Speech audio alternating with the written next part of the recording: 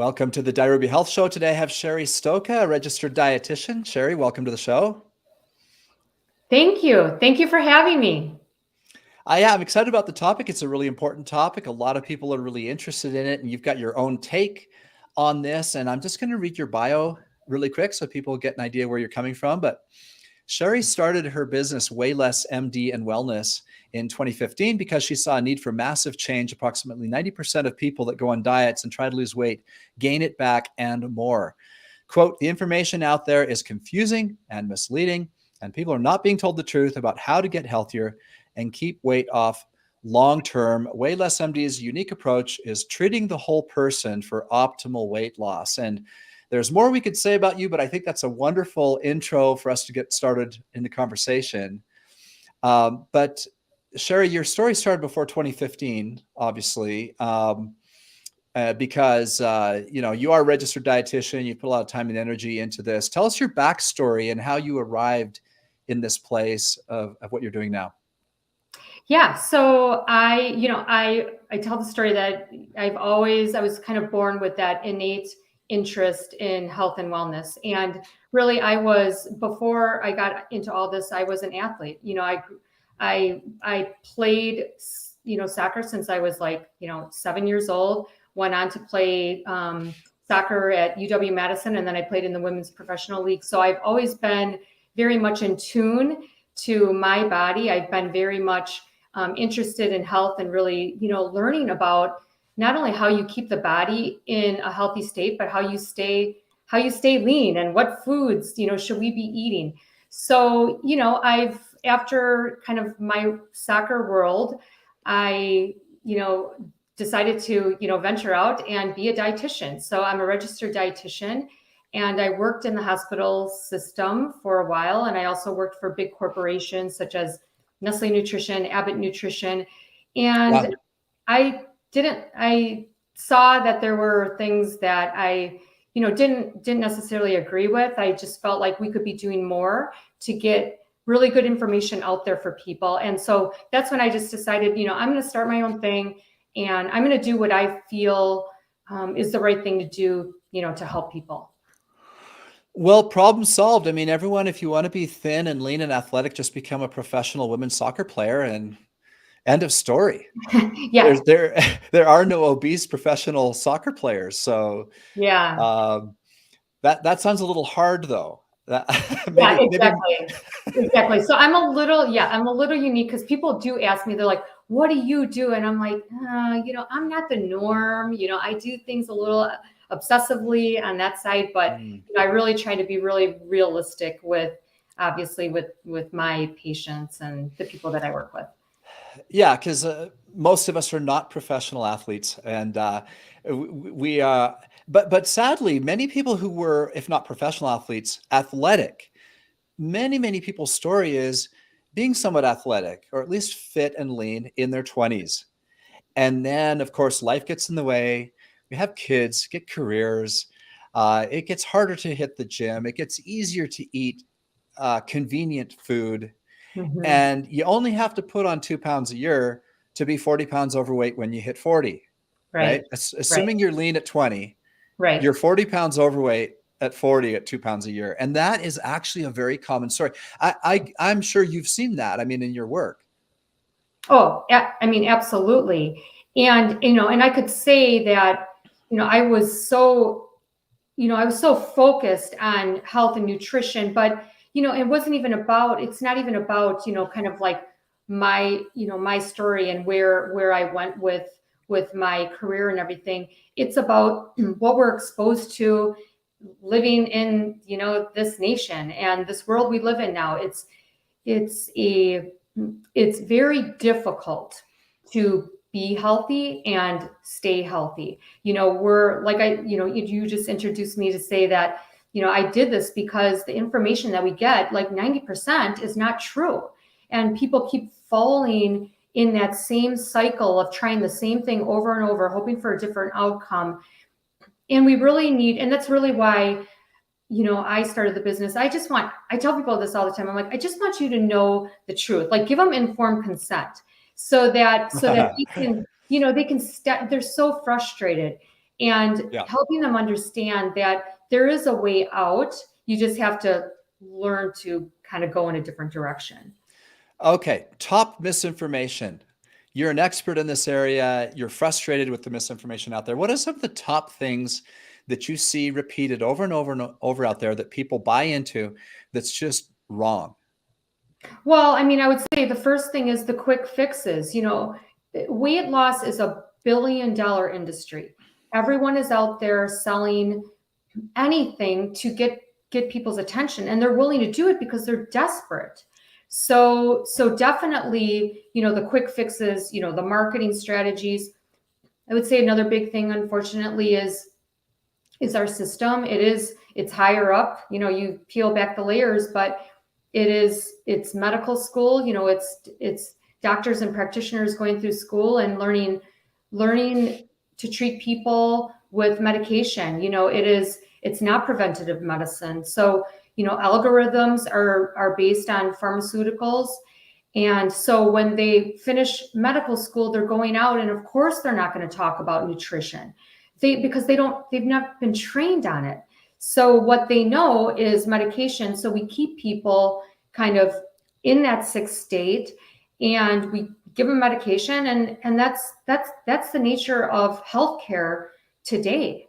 So those are really the core things. And then there is the food. I mean, the food is, we think we're eating healthy. I mean, it's very difficult to actually do that as well. Yeah, just because the box has all kinds of healthy promotional literature all over it doesn't mean that what's inside is a healthy food. Right, exactly. I mean, we're always teaching people, don't just look at the green organic looking label, like look at the ingredients. And if you look at the ingredients, I mean, there's so much, there's deception out there. And I see it too. Like I buy something, I'm thinking, oh, this is going to be halfway decent. And then I'm like, dang it, So, I mean, you have to do your due diligence for sure. Okay. And so the quick fix thing is interesting. I have been and dealt with a lot of people in the rapid weight loss arena for a long time. And for me, there's a catch-22 here because there are people who are very successful. There's some people who mentally are just sick and tired of being sick and tired. They've had their day of reckoning where they bumped into someone they hadn't seen in 10 years and felt like they were maybe even unintentionally body shamed. Who knows what the story is? They go to a reunion. There's something coming up. Their daughter's getting married and a bunch of families going to come into town they haven't seen. The day comes that they're sick and tired of being sick and tired. They're going to lose a bunch of weight. Now, the Weight Watchers MO is slow and steady, 2 pounds a week, you'll reach your goal. On the other hand, there is research that people who set out to hit a bigger goal are more likely to hit a goal and keep the weight off. Then there's issues of some people's metabolism is going to support that.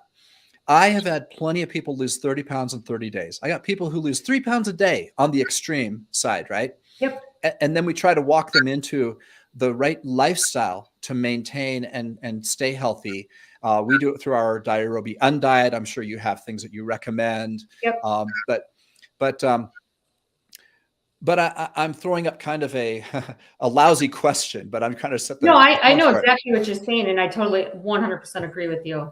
Yeah. Well, how though? I mean, because on the one hand, we don't want to be spammy marketers. On the other hand, if someone's ready to lose weight and they're going to get after it, I feel like if they get after it and they have success, they're more likely to have future success.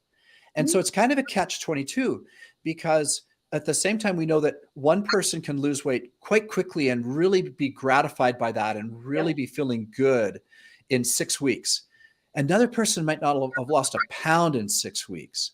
And so it's difficult from both sides. It's difficult from my side because I've seen people be very successful very quickly, and I applaud that, and then really harp on the long-term lifestyle and not going back to old habits. So anyways, I just throw all that out there, and I'll put that back to you. So where's the happy balance? How do we inspire people to get after it and take advantage of their enthusiasm without overpromising and setting people up for frustration? What do we do as coaches?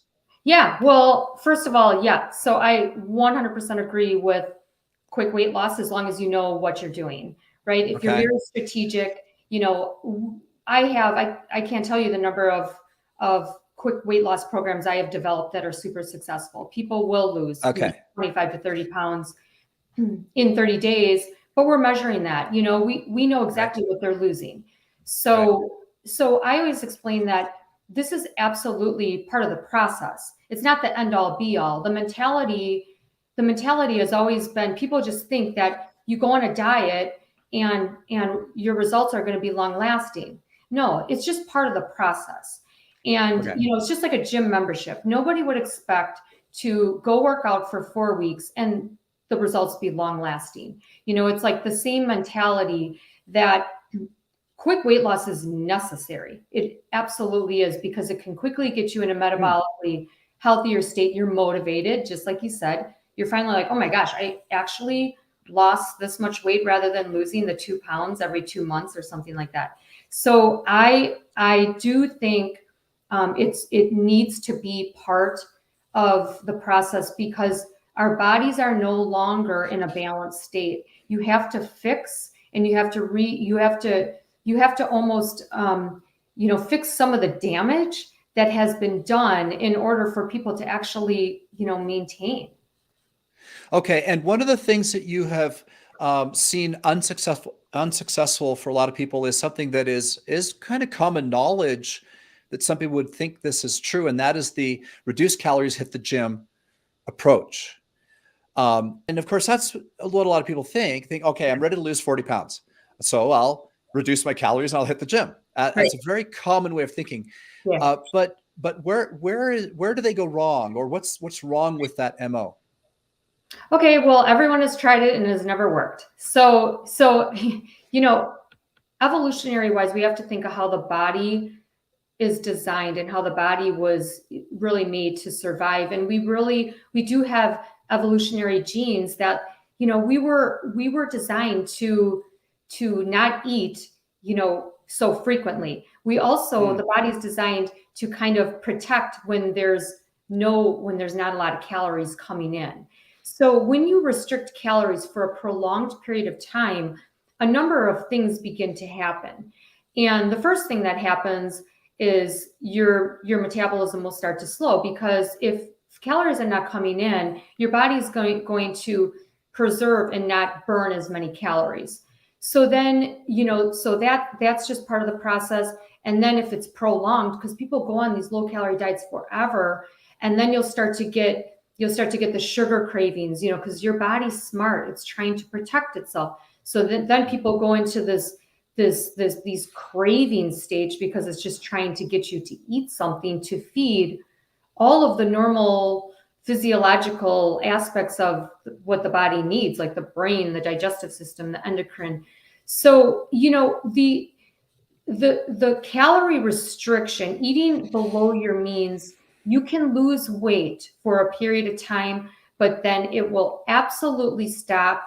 It stops for those reasons. But then there's another whole piece to it, and it is the different fat stores that we carry in our body. And when we are young and we are healthy, or we're older and we're healthy, we don't have what's called abnormal fat. We have different type of fat stores, and when it becomes excess and unhealthy, it becomes very inflammatory to the body. So the body, smart, tucks it away, and it doesn't even recognize it anymore for burning. So your weight loss will stop based on your normal fat reserves, and all of this excess that you have, it doesn't even recognize, because it's literally not even acknowledged from the brain.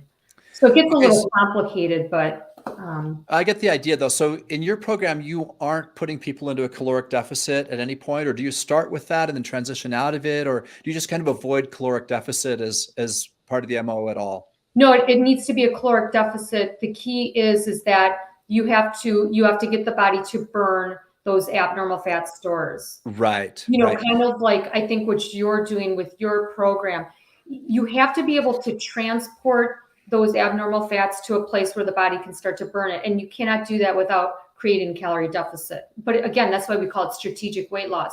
If you just go on 800 to 1,000 calories without being strategic and transporting those unhealthy fats to a place where you can burn it, then you're not in a good situation. So that's, yeah. Okay, so I want to back up for a minute because you just said one of your key talking points that I want to really flesh out. And you're a big fan of this concept of strategic weight loss. I love that. And I'd like to hear your definition of it. Just treat us like kindergarten kids. Exactly what I mean, it sounds obvious, but I just want to hear your professional kind of definition fleshed out. So what do you mean by strategic weight loss? Yeah, well, I mean, just in general, most people, again, can't just lower calories. Our body is not a simple equation. It's not about calories in versus calories out. We are way more sophisticated in that. So if you think about, we have 3 buckets of fat stores, and the body is only going after the 2 buckets, say, for example. So strategic weight loss is taking that 3rd bucket, which is not being recognized for energy, and moving it to a bucket where the body can start burning it. And so we use specific nutrients that are known to transport these, what we call, there's the different fat stores, which are brown, beige, and white. So the white is the bad. You got to move the white to the area where it becomes brown or beige, and then the body can burn it.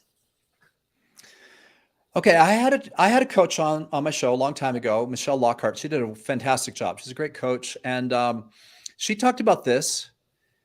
And she said there was a gut check, literally, that if women take a tape measure and have a waist bigger than 36 inches, or for men 40 inches, that is a good sign that they have brown fat. That's the point where.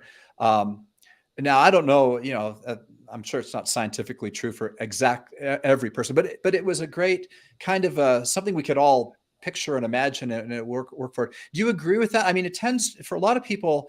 Of course, if you're a man with a 40-inch or greater waist or a woman with 36 or greater, you're going to be a little bit bigger elsewhere as well. And some people carry their fat in different places, but I just thought I'd throw that out there. At the time I went after the podcast and took a tape measure, measured my gut. I'm like, where am I at here? Yeah. But her premise was that visceral, the visceral fat, the brown fat builds on top of the visceral fat and pushes out your gut around your side, the muffin top kind of a look. Is that something you agree with, or do you have, other ways of thinking of it or looking at it or measuring where a person's at? Yeah, well, brown fat is actually the healthy metabolically active fat. It's the white fat that is fat storing. So it kind of just does nothing other than sit there. It really does nothing. Yeah. Thanks for the correction. Yeah. So which you would think otherwise. I know. Yeah. Yeah. So I always get that confused. But the unhealthy fat, once we have built that, and you mentioned, and this is where some people as they get older are frustrated because that change in our bodies of the type of fat that we build up and the difficulty of getting rid of that is a real thing and very frustrating for a lot of people over 30 or 40 or whenever that kind of kicks in. Absolutely. And that's why you have to be strategic, and the visceral belly fat is considered inflammatory fat. It's so damaging to the body that it's very hard to let go. It surrounds the vital organs. Once you get that layer of inflammatory fat, that just sets the cascade for inflammation in the body.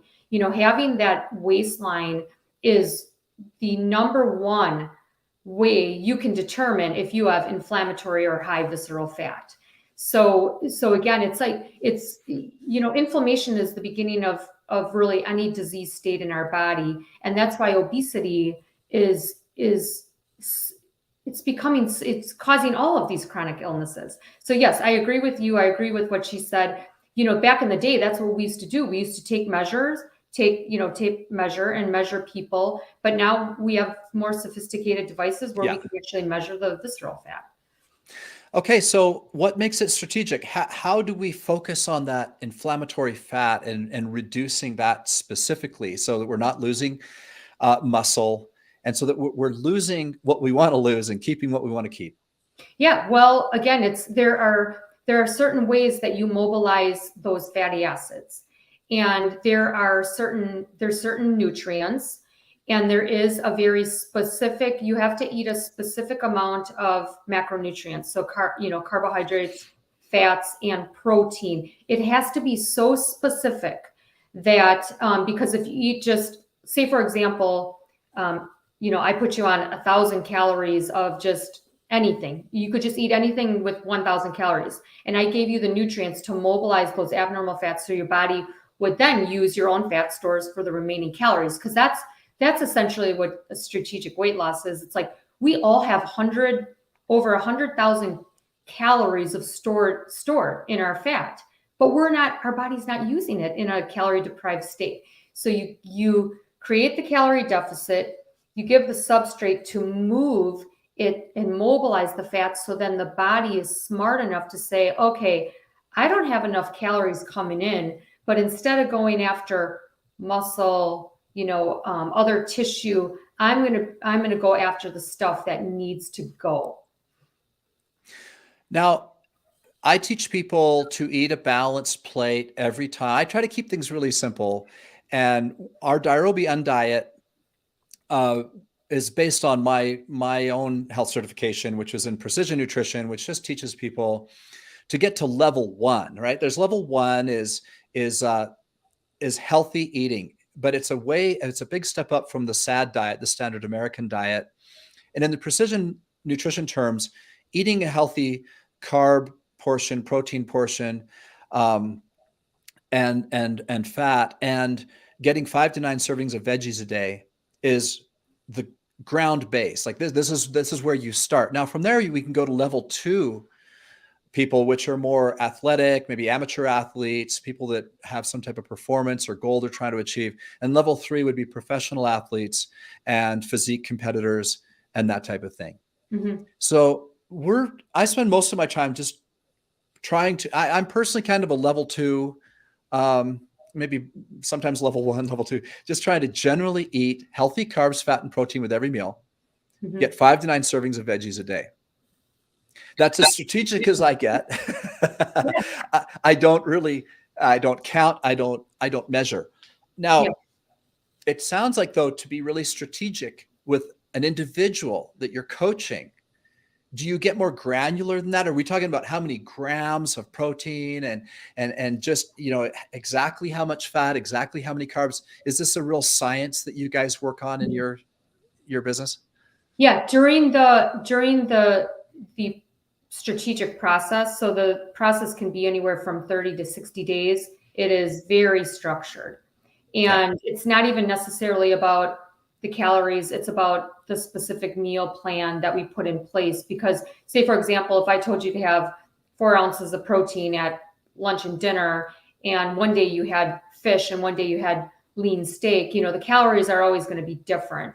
So it's really following the meal plan during that process. This is not forever by any means. It's just get your body in that metabolically healthier state so that then maintenance is easier, and it always is.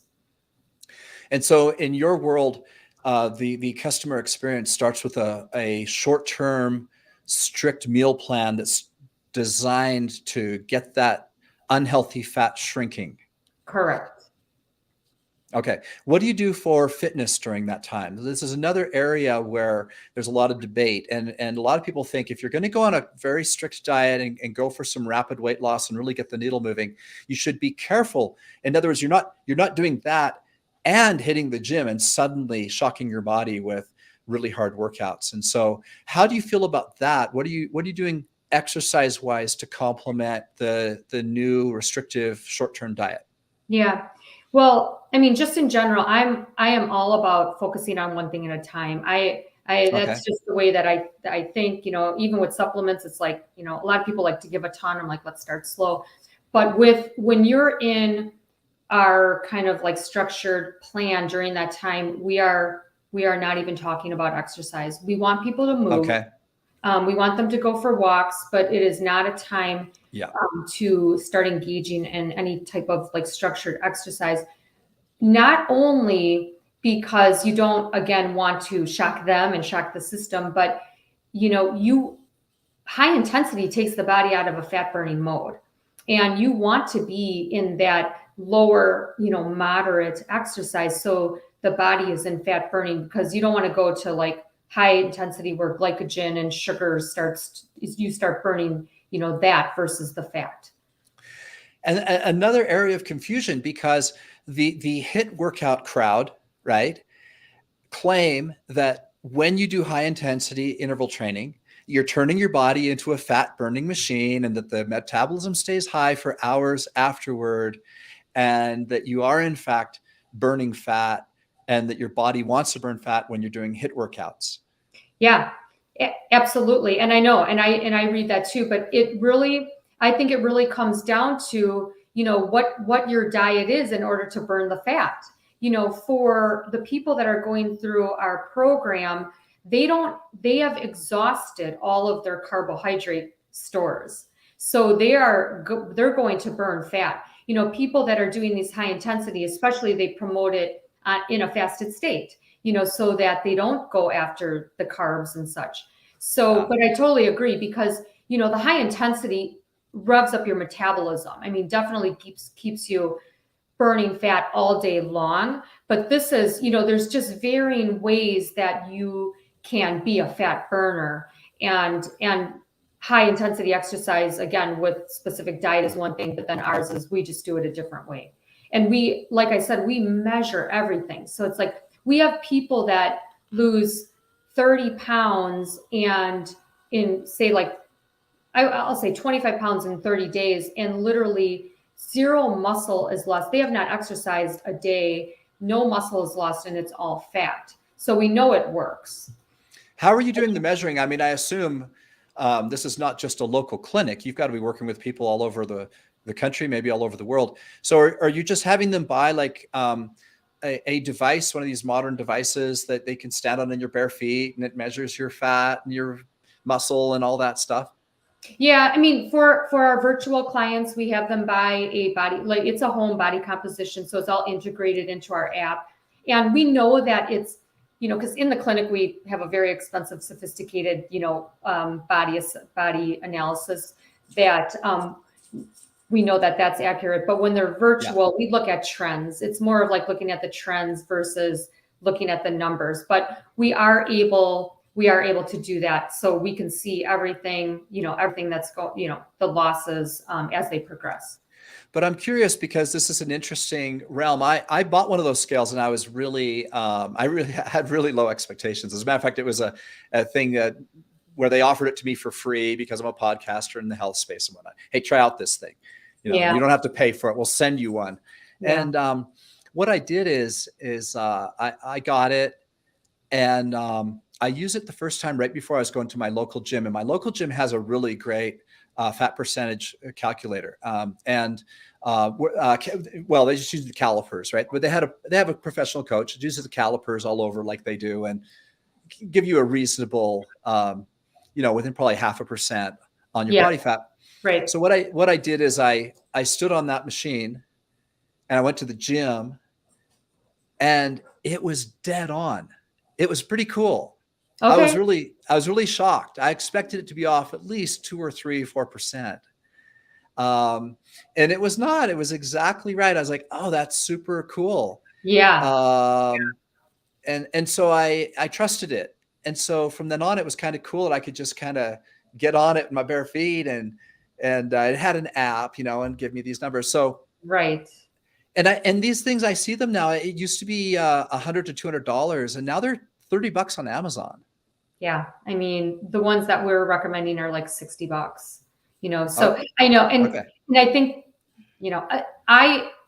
they're great, again, for watching trends. People, I don't know which one you had, but some of them are good, some of them are not good. And we just, it's good. People need to see, they are driven by metrics, so you have to have something.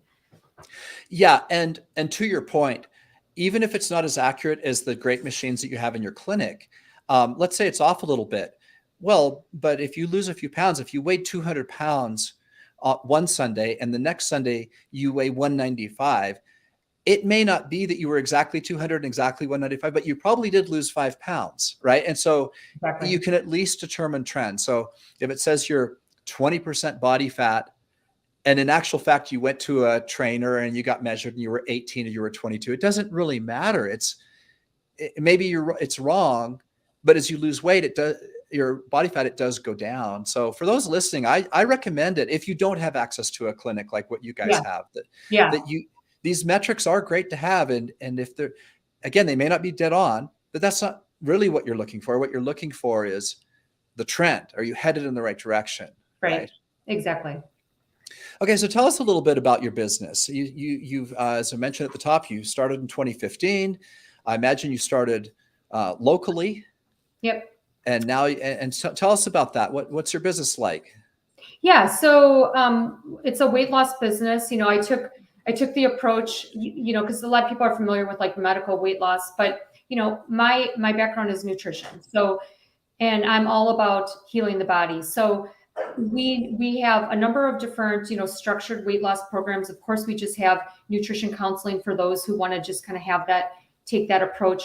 But we do a lot of testing. I mean, it's so important to understand the foundation. I mean, people must hear me talk about foundational issues all the time, because until you really identify and figure out what is going on, it's going to be almost impossible for people to maintain the weight loss. So we focus on gut health, food sensitivities, hormones, nutrient deficiencies. So there's a lot of different things that we can do when we're working with someone who's really struggling. Okay, and then when did you go virtual? Was it because of a COVID thing, or did you go virtual before that? We started to go virtual right before COVID, Good and thing, good timing. I know, and then just went gangbusters, and really fine tuned and created an entire online platform. So now, because I create all of our programs that we offer, and so now I sell those to other practices. Okay, cool. Well, what would you, for those listening, for those people that like what you're saying and they'd like to work with you, first of all, how would they contact you? Well, they can definitely contact me directly. My email is cstoka@waylossmd.com. Going to our website, you are going to learn about all the different services that we offer and all the different specialty testing. You can ask a question through there. So that would probably be the easiest way. Okay, and I'll hold your feet to the fire for a minute. Why would they come to you instead of any of the other many options, including myself? I mean, there's lots of ways of losing weight, but what would be kind of the feather in your clinic's cap, or the kind of what separates you guys, or would make people consider coming to you over a different choice? Yeah, well, I think the first thing, and believe it or not, I own a medical weight loss clinic, right? So my background is nutrition. I am the only like registered dietitian that owns a medical weight loss practice. So I look at things differently. Our Mhm. differentiating factor is looking at what else is going on. I mean, if you are eating foods that is causing inflammation and an immune response every single day, you will never be able to lose weight. If you have gut imbalances, you will never be able to sustain it. So it really is fixing and rebalancing in order to then your body's going to respond to weight loss. So that's like I love that's that. the main thing is my mantra, is kind of like treating the whole body for optimal weight loss. We have a lot of weight loss customers. I've been selling weight loss products since 2009. We have a lot of general products. We have a multi, we have minerals, we have glutathione, we have all the products people can see at dirobi.com. And the weight loss crowd is the toughest crowd for us. So we want to make them happy. We want them to lose weight. But as you know, it's tough. And there are certain people who have tremendous success, and that's awesome. And we're so happy we're part of their story. Then there's people that just are shocking stories that they seem to be doing everything right. They're working really hard. They're not eating junk, and the weight won't come off. And I think a thing that you said a minute ago is so critical about the inflammation, that if there's underlying causes, and I know I've kept you long, but maybe just quickly before I let you go, maybe you could just address some of those things you have learned with some of your stubborn clients. Not that they are stubborn people, but Yes. that they're having real trouble losing the weight. And for those, and there's probably several people listening right now that are in that boat. So maybe talk to them for just a minute, and then we'll let you go. Absolutely. So the gut is the foundation to the human body. You know, we are made up of trillions and trillions of organisms. The majority of them reside in our gut, and they run the show. You know, they play a role in every system in the body. And so, you know, for me, you know, we're doing a symptom assessment, you know, for every person that comes through, and I can tell immediately if there's some gut issues going on. So then 9 times out of 10, we're doing some type of GI mapping and looking to see what could be going on.